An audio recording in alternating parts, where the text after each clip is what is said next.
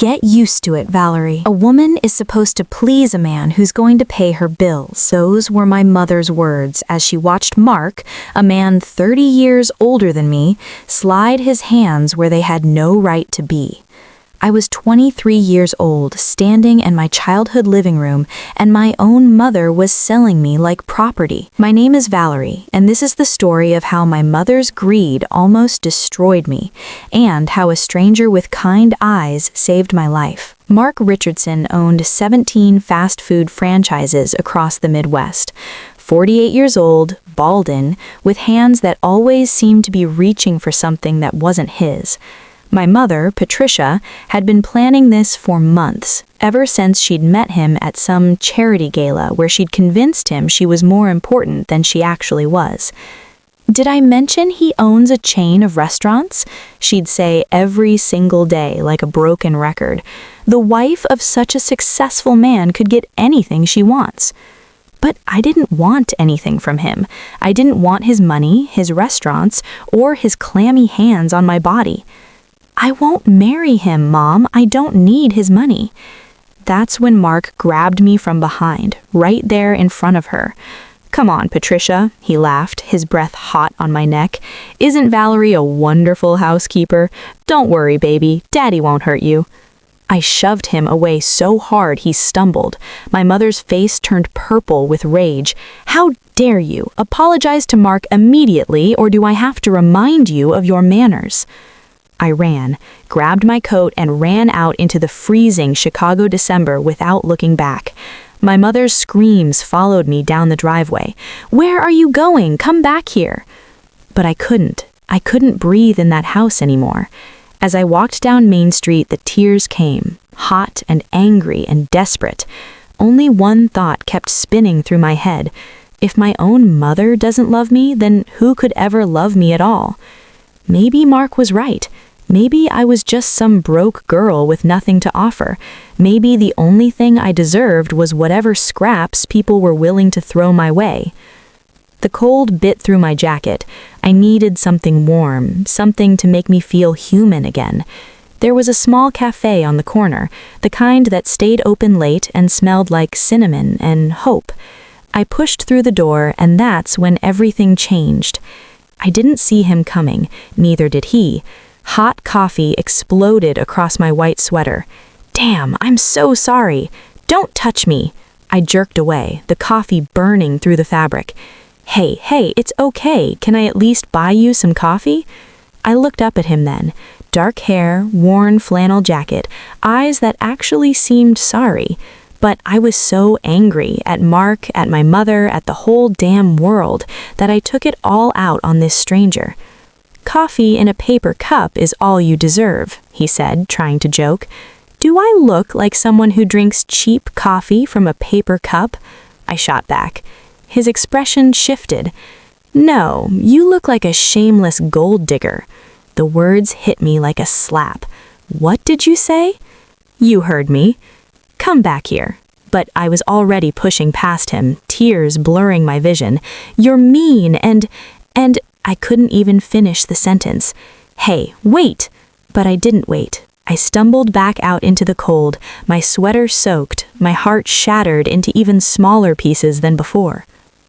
I thought I'd never see him again, but the next afternoon, as I was leaving the women's shelter where I worked as a social worker, there he was, sitting on the bench across the street holding 2 coffee cups. "I know where to find you," he said, standing up as I approached. "Are you stalking me now?" "I think I was too harsh on you yesterday." He held out one of the cups. "Peace offering?" I should have walked away, but something in his voice made me stop. "You think?" "I saw you later helping Freddie, the homeless guy who hangs out by the bridge. You brought him dinner, sat with him for an hour in the cold. Then I remembered what you said about social workers, and I realized you are one, and you actually give a damn."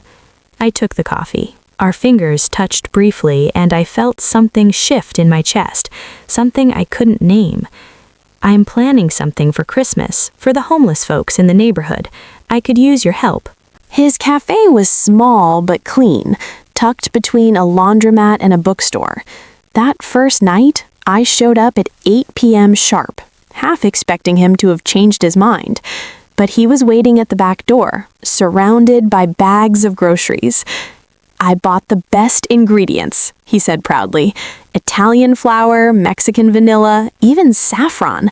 I've been running all over town." That's amazing. So what's the plan?" He looked sheepish. "Well, here's the thing. I don't actually know how to cook." I couldn't help but laugh. The first real laugh I'd had in weeks. "You're kidding." "Dead serious. I was hoping you'd teach me." So I did. For 3 nights, we worked side by side in that small kitchen. I showed him how to knead dough, whip frosting, time the cookies so they wouldn't burn. Our hands kept touching. Flour-dusted fingers, accidental brushes, moments that lasted a second too long. He never told me his name, never talked about himself, but he listened to everything I said. On the 3rd night, something shifted. We were cleaning up, laughing about the cookies we'd burned on the first night. The kitchen was warm, smelling of cinnamon and sugar. Christmas lights twinkled in the window. And then he kissed me. Just leaned in and pressed his lips to mine, like it was the most natural thing in the world. For a second, one beautiful, perfect second, I kissed him back. But then reality crashed down. I shoved him away. "What the hell?"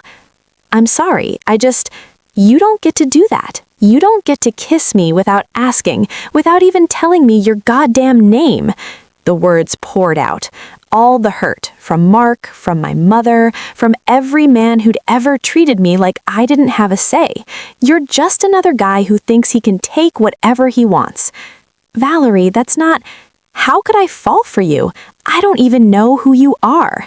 I grabbed my coat and ran, leaving him standing alone in the kitchen. For 3 days, I ignored his calls, deleted his messages, but I couldn't ignore the flowers that appeared on my doorstep every morning. Simple daisies, not expensive roses, the kind of flowers someone picks because they remind them of sunshine. My mother noticed, of course. "More gifts from your homeless friends? Did they rob a flower shop?" I was still angry, but the anger was starting to crack, revealing something softer underneath, something that felt dangerously like longing. Christmas Eve arrived. My mother had a special guest coming for dinner. Mark, obviously, ready to make his big proposal. I was upstairs, trying to figure out how to escape, when the doorbell rang. A box sat on the porch. Inside was a cake, deliberately, hilariously burned. The note read, "I'm not good at cooking or expressing my feelings, but maybe you can forgive me. Waiting for you at the cafe. By Ethan." Ethan, finally, I knew his name. "Valerie," my mother called from downstairs. "Our guest is here. Come down immediately." Mark sat in our living room like he owned it, his arm draped across the back of the sofa. My mother stood beside him, practically vibrating with greed. "Valerie, honey, Mark has something to ask you." He pulled out a ring box. The diamond was obscene, huge and cold and meaningless. "Marry me, baby. I'll give you everything you could ever want." "She'll say yes," my mother interrupted before I could speak. "Won't you, Valerie?" I looked at Mark, really looked at him, at his smug smile, his possessive eyes, his absolute certainty that I would comply. Then I looked at my mother, who'd chosen his money over my happiness, my dignity, my very soul. "No." "Excuse me?" I said no. "You can keep your ring, your restaurants, and your disgusting hands. I'm leaving." "Leaving?" My mother's voice rose to a shriek. "To go where? To that barista? Look at yourself, Valerie. Do you really think he can give you anything? The best you'll get is chicken nuggets and ketchup stains." "Maybe," I said quietly, "but at least I'll get respect." I ran through the snowy streets to the cafe, my heart pounding. The back door was unlocked. I pushed through and stopped dead. The entire cafe had been transformed. Christmas lights everywhere, tables set with real china, the smell of roasted turkey and fresh bread filling the air, and people, dozens of people I recognized from the shelters, from the streets, all dressed in their best clothes, smiling and laughing and eating. Ethan stood in the center of it all. When he saw me, his whole face lit up. "You came." "I'm so sorry," I said, words tumbling out. "I'm sorry for running, for not answering, for everything." "Valerie," he took my hands, "stay with me. Not just tonight, for the rest of my life." "But I don't even know you. You could be anyone." "I own this cafe," he said quietly, "and 16 others across the state. I wanted you to see who I was before you knew what I had." I started laughing and crying at the same time.